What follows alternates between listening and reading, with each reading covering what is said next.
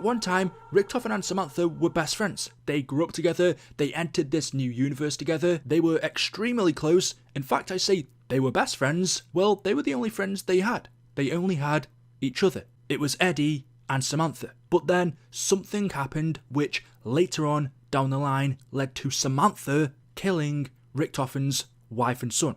In the Black Ops 6 Zombies intro for Liberty Falls, we see Richtofen having a nightmare where he witnesses his wife and son burning alive. And it was his childhood best friend Samantha who caused this. But how did they get to that point? And to learn this, we need to know what happened between Samantha and Eddie as soon as they left the multiverse in Black Ops 4 Zombies and arrived in the Cold War one as children. There is about a 20-year time gap that we are missing, which includes her killing Richtofen's wife and son. So the only thing we know about Samantha's childhood is that she was put into an orphanage. We learned this from her where she writes a letter in Cold War Zombies which said, "Samantha, the little lost girl.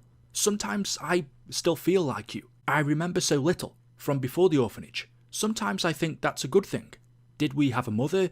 Did we have a father? Did we have friends? I'm sorry if something bad happened to you. To us. I just want you to know that one day you will be okay. You will grow up. You will live the life you choose. I promise. I was you." That is a letter Samantha writes to herself. However, due to her suffering from one of the side effects of the dark ether, which is memory loss, she can't remember anything that happened to her before she was put in the orphanage. So any friends that she had, any family such as a mother, a father, if they did exist before she was orphaned, she can't remember them. And she also clarified this to Dr. Gray. I'm no stranger to memory loss. My childhood is almost a complete blank. But that doesn't mean I don't know who I am and what I've done. You really don't remember anything prior to the orphanage? Who looked after you? Before? After?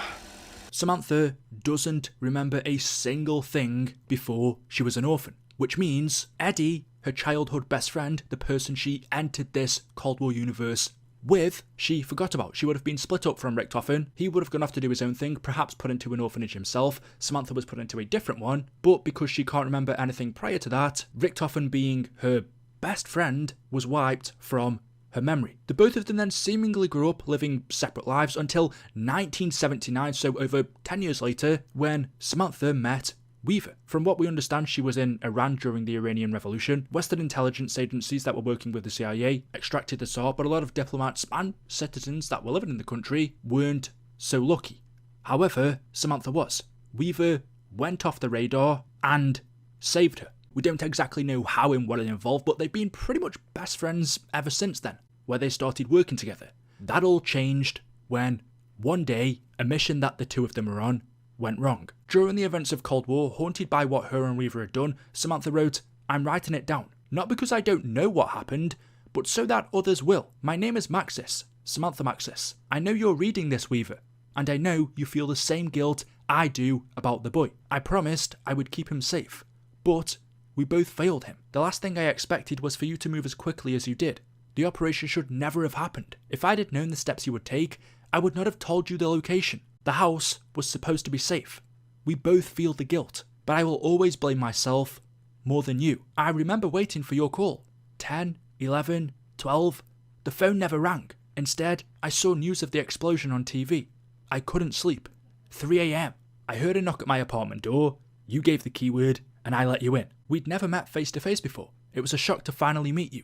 You were in a bad way. I did my best to dress your wounds, but it was the first and only time I ever saw you cry. You mumbled something about not knowing, about how sorry you were. You torched the place to cover your tracks after the hit. You said the boy was supposed to be staying with his mother, but he wasn't. He was there, in the house, while it burned to the ground. So we learned from Samantha's diary notes that she sent Weaver on an operation. There are a few details missing, but from what we can make out, Samantha told Weaver the location of a house. The reason he was to go there was because a hit had been put out on whoever was supposed to be there. Weaver and Samantha knew that a child also lived there, but during the time that Weaver was supposed to be there to assassinate his target, the child was supposed to be staying with his mother somewhere else. And so when Weaver got to the house, after attempting to assassinate his target, in order to cover his tracks, he burned the house down, but little did he know that the child, the boy, was actually still in the house, along with his mother. Both of them were burned alive by Weaver, and ever since then, they've been carrying this guilt. It was Samantha who gave Weaver this intel that this was the place of the hit, but in order to cover his tracks, he burned the house down, killing a boy and his mother. And as we progress through the Cold War Zombies storyline, going from D Machine to Mauer der Toten to Firebase C and Forsaken, during those events, well, a lot happens, but in conversations that Samantha has with Weaver, they are still clearly haunted by what they did. Hello? Hello, Sam. I'm not allowed to visit in person, but I just wanted to check in. Before the operation tomorrow? Be there or be square. I know I can't tell you what to do. You wouldn't listen anyway. But seriously. I know my orders, Weaver. I assist with the infill, but then... You stand down. We can't risk any mistakes. We both know how badly things can go south if we act impulsively. You're talking about the boy, aren't you? And the mother. It wasn't your fault. It wasn't yours either, Sam. Thanks for calling, Weaver. I'll see you in the morning. Goodbye, Sam.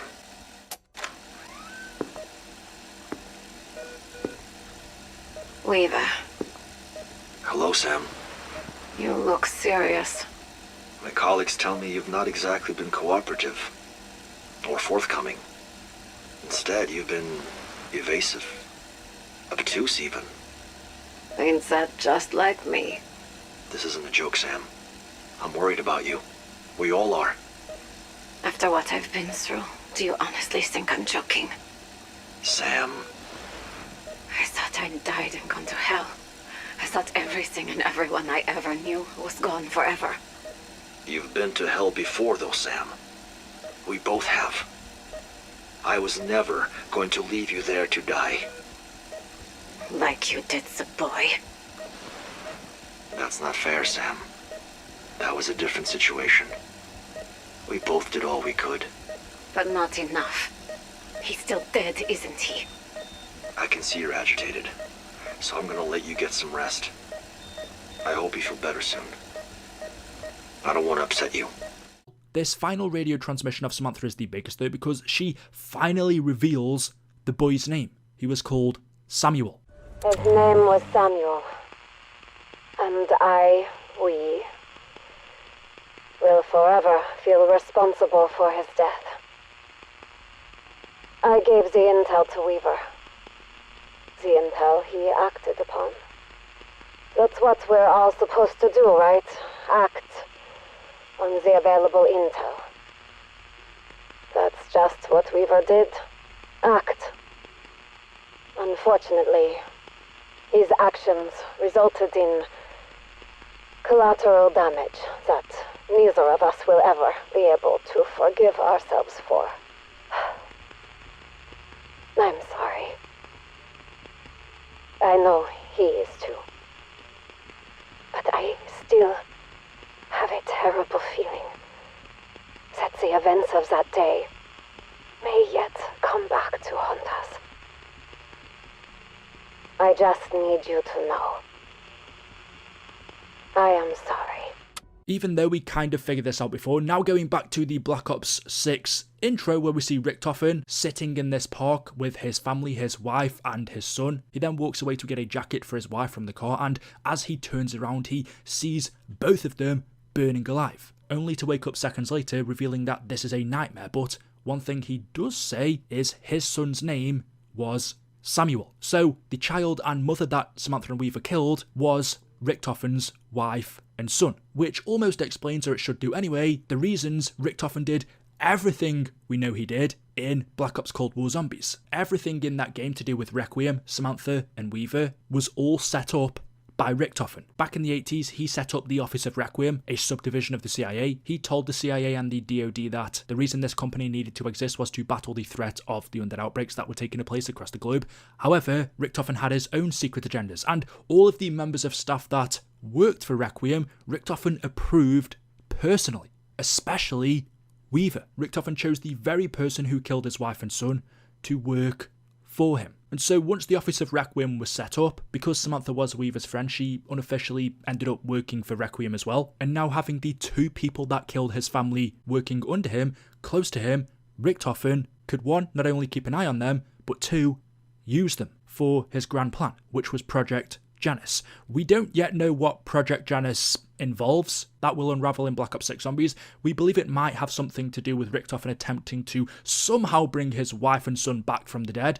We don't know. But as a part of what took place in the Cold War Zombies storyline, Samantha ended up being imprisoned by Richtofen in kind of a hospital, and he interrogated her. Before I play you what went down between the two, it's important to remember that even though we were told by Samantha that she doesn't remember anything from her childhood, meaning she wouldn't remember her childhood friend Richtofen, if Richtofen was the person that Samantha and Weaver were going to kill, if he was the person that the hit was put out on, then of course if he's trying to get back at Samantha and Weaver, he would want to hide his identity. And that's how he made it this far. That was how Richtofen managed to employ Weaver under him, even though Weaver killed his family and might have attempted to kill him. In order to ensure his plan was successful, Richtofen hid his identity. He never showed his face. Weaver had no idea who the director was. Little was he to know it was the man of the family he had killed. And as for Samantha, like I was saying, even though she told us she can't remember Richtofen being her friend as a child, it is weird how she would then later go on to kill his family and potentially putting a hit out on him and sending Weaver to assassinate him. Which to me either means two things. If Samantha did end up seeing his face again, that might bring memories back and she would realise who it was who was interrogating her, or perhaps she doesn't remember Richtofen was her childhood best friend, but she would remember that it was his wife and son that she killed. So for whatever reason, Richtofen hid his identity from everyone within Requiem. Weaver, Samantha, Gray, Carver, Strauss, no one knew it was him they were working for. So when Richtofen's interrogating Samantha in the hospital, he hides himself behind some blurred glass and uses a voice changer. Richtofen doesn't want Samantha to know who he really is, but he definitely knows who she is and what she did. But he's not gonna let her know that yet. And if you hear the name Not So mentioned in this interrogation, that is Samantha's dog, a Rottweiler called Not So Fluffy. But this is what goes down between the two. Wake up. Wake up! Where am I? Where's Not So? You will answer our questions. Do you understand? Who the hell are you? That's not important. What's important is who you are. What is your name? Fuck you. Where were you born? Kiss my ass.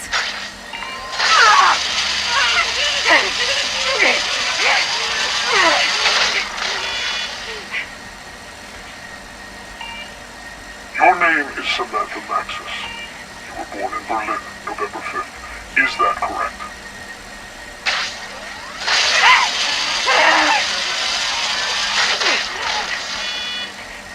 Is that correct? I don't know. Everything is different now. Oh, I know that better than you. Where am I? You're in Block 8. A facility specifically designed to take care of people like you. Take care of people like me? You're here to undergo some specialized tests. What kind of tests?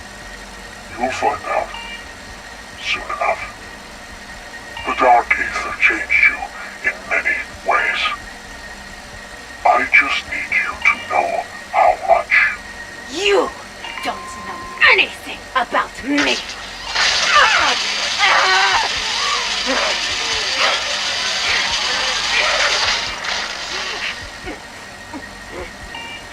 Really? I think you're going to be very surprised. Hello, Sam. Leave me alone. No. We've got work to do. Oh, you're going to electrocute me again? I really hope it doesn't come to that. What do you want? I want you to show me some of your powers. Weaver and Gray both saw you do it. Why should I miss out? What are you talking about? I want you to move something, using only the power of your mind. If you'd come down from behind that glass, I'd move something, all right? I was worried you'd be like this. Why can't we just get along? I promise you, what I'm doing is for your own good. You're insane. Maybe. But I know what you're capable of. I just want to see it for myself. What if I don't want to?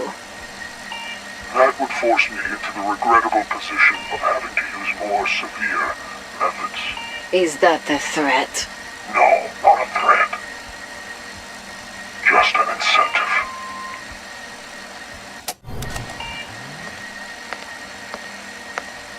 Hello, Mr. Director. Oh, you heard me come in. You're very perceptive, aren't you? Do you know how long you've been here? Not counting bathroom breaks and mandatory exercise. 15 days. As of today. And still no breakthrough? What kind of breakthrough do you want? Your only goal seems to be trying to make me angry. But I'm not. Just disappointed. You're probably going to be more disappointed when this session is over. You do know that none of them really care for you. Strauss, Culliver, Weaver, even Gray. They've barely inquired as to your current situation. That's not true. They wouldn't want me to be here. You're just trying to manipulate me. Test my emotional responses. Like you did with them. Do you even know how much trouble you caused for your Requiem friends? Going behind their backs on your little secret squirrel mission with Ravenov. I looked Weaver in the eye when I was taken. To be brought here. He didn't want this. You like him, don't you? Not in the way you think. We just have history. Shared history. Shared trauma. You wouldn't understand. I do understand. In fact, I was very forgiving about the whole thing. I mean, given Weaver's failures and lapses in security, I could easily have had him disappeared. Don't test me. Maybe I still should. I'm warning you! What on earth could you possibly do to me? You really are just a pathetic, sad, little, lost...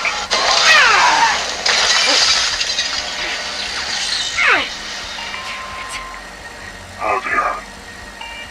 I suppose we'll have to replace that glass now. But at least we're making progress.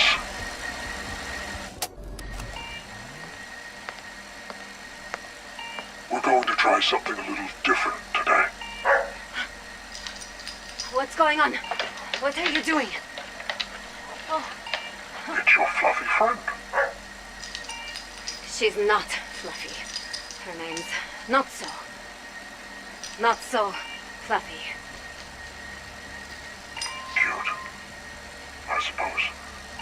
I just thought you'd be pleased to see each other. We are. But I don't suppose you would know how it feels to be loved.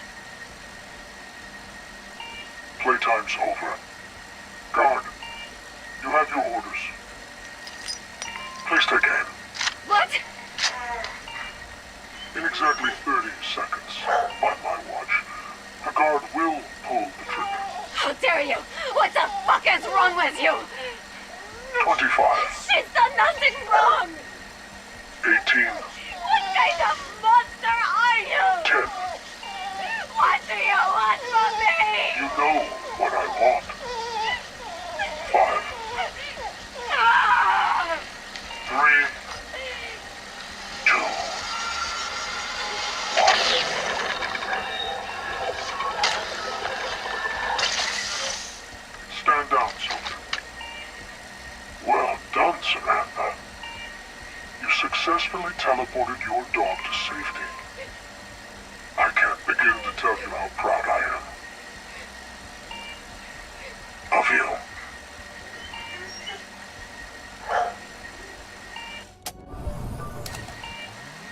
62 days. Sorry. I'm not sure what you mean. That's how long I've been here. 62 days. Is that including bathroom breaks? Honestly, fuck you. Sorry.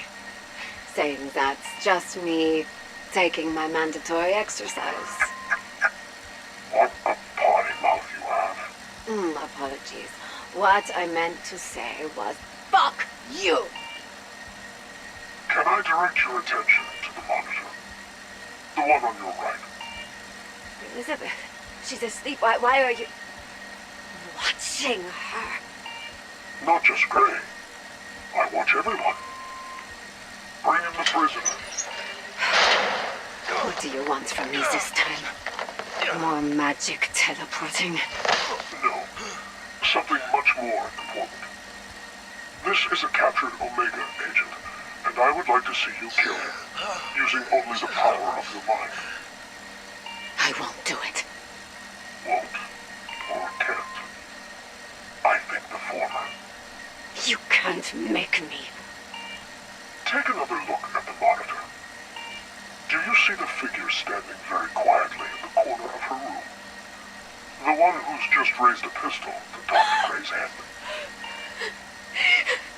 You're sick! The way I see it, you have a clear choice. Kill the very, very bad person, or let the very, very good person die. It's simple, really. And please don't make me give you a countdown, because this time I would actually start on 5. I can't. Trust me, you can. 4. I'm so sorry.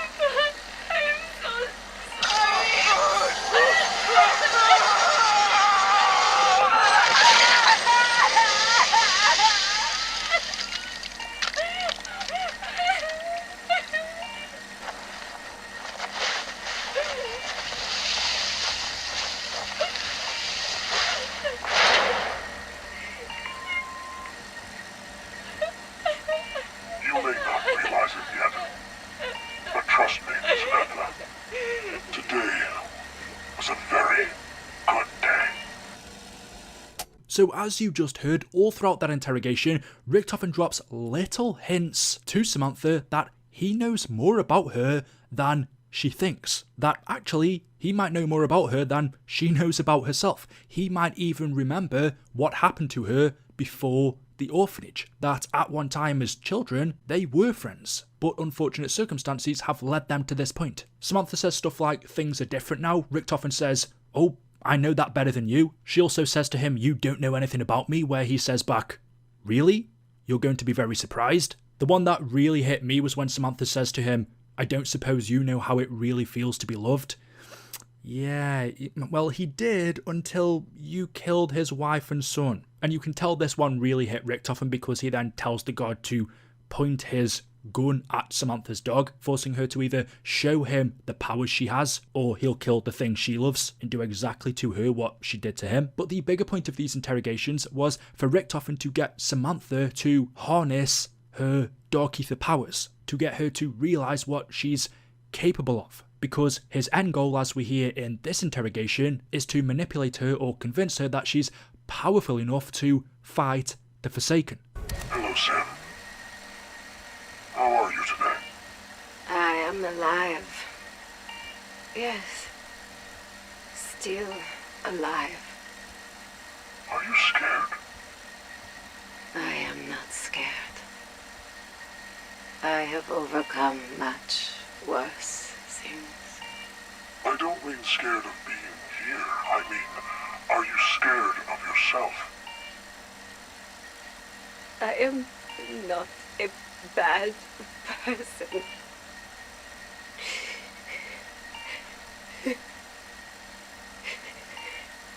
You are a good soul. I want to believe that. I have to believe that. You don't need to prove it to me. I know. Why can't you just let me go? Why can't you just put me out of my misery?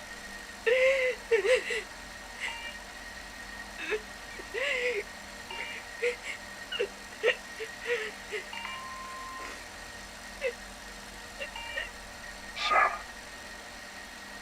I would never give up on you. You don't know how much power you really possess, what your gift truly is. And you want to take it from me? No. I want to help you learn how to use those gifts. For the good of us all. I don't understand. The Forsaken is almost upon us. And only you can stop it. And that's exactly what ends up happening. At the end of Cold War, Richtofen releases Samantha and gives her approval to fight the Forsaken, which is what she does, which in turn, in order to defeat him, she also ends up entrapping herself within the Dark Aether, which was all a part of Richtofen's plan. Use Samantha to trap the Forsaken for Richtofen to take for himself. Also, get rid of Samantha by trapping her in the Dark Aether, so essentially killing two birds with one stone. And we also saw he had Weaver and the rest of the members of Requiem imprisoned in Terminus Island. But as we've seen in the intro cutscene, 5 years after all that happened, Samantha somehow ends up causing an under outbreak in Liberty Falls where Richtofen is working. We see this purple gas moves throughout the building. It seems like this gas is Samantha. She's somehow moving through it, attacks Richtofen. Richtofen says to her, "Sam, you will never be free." And then we cut to this giant sphere, which my theory is either a vessel that Samantha is going to use, or it's what she was contained inside of. We do know the Forsaken was also contained inside of a device like this, but we can see Samantha uses it. However, going back to her confrontation with Richtofen, she causes him to disappear. And we also saw on the other side of the world, in the Bonin Islands, at the exact same time on Terminus Island, the members of Requiem escape, and they agree to locate Richtofen and kill him. Relax, Major Carver. All of us here have a common enemy. The guy who locked you up. The guy who stole my life's work. Edward Richtofen.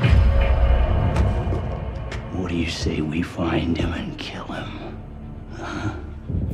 On Weaver's wall in his cell, he has Richtofen's name carved in the brick. So Weaver clearly knows that Richtofen imprisoned him here and now wants to kill him. There are still a couple of questions that I have. One, if Weaver and Samantha killed Richtofen's wife and son, why are they so exact on killing him? Shouldn't they feel sorry or remorse for what they did to him? I'm guessing they still don't know it was Richtofen's wife and son that they killed. But then that leaves me questioning, was it also Richtofen that the original hit was intended for? Was the house that Weaver went to Richtofen's? I would assume so if his family were there, but why did Samantha want him dead? There is the chance that the hit was intended for someone else, someone close to Richtofen or someone who maybe worked for him and his family were staying in that same house and were accidentally killed. It's weird because if Samantha couldn't remember who Richtofen was, why would she then tell Weaver to go to his house and kill him? And if she could remember who he was, then again, why would she tell him to do that? Because they were best friends as children. Something clearly happened between the two. Richtofen clearly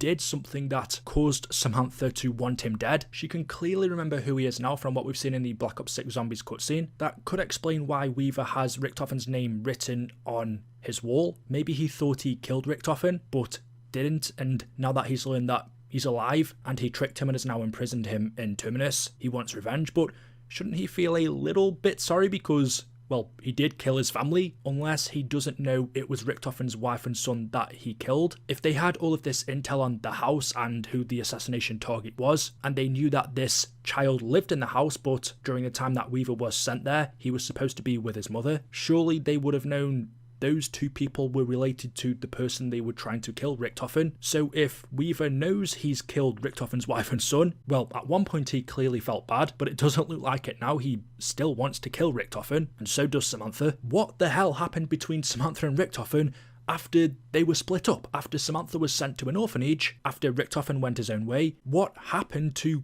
cause all of that? It's very interesting. I'd love to know your guys' ideas and theories in the comments section below. As always, hopefully you've enjoyed the video. I can't wait to find out more about this. Drop a like rating if you've enjoyed the video. Make sure you are subscribed to stay up to date with the latest content on the channel. And as always, I will see you in the next video. Until then, goodbye. Maya, run!